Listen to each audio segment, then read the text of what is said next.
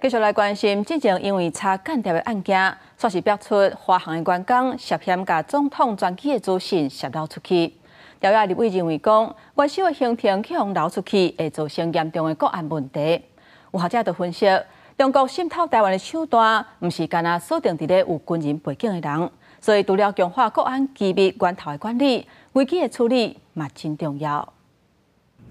总统传闻并且分享社群了后，照顾恐怖的状况。不过，即马传出去年9年陆基现涉嫌在台湾为中国官方法庭组织的案件，另外，佫查出华航籍员工涉嫌在去年将蔡前总统出访行程互相专案天气片相片提供给陆基贤，会进一步调查是毋是牵涉国家机密。中央地位拢认为元首行程被泄露，恐惊造成国安漏洞。已经涉及到国安了，万一这个元首一发生任何状况怎么办？一定要加强监管，不管是对岸或者说其他国家里面无所不用其极，想要窃取我们国内的一些情报。中国的统战一直都是如此，风险高的人、被中国接触的人，我们要怎么帮助他们，然后让他们不要再持续受到中国的威胁，其实是非常重要的事情。华航表示，配合司法单位调查，有学者分析，总统出访的机密资讯外泄，毋但可能和敌对国家有进行灰暗干扰的操作，甚至无排除斩首行动，是严重国安危机。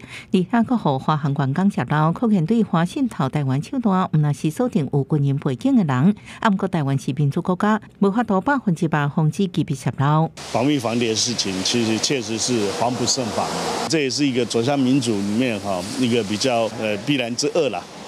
你没有办法完全去阻截的时候，只能尽量去防范，而防范的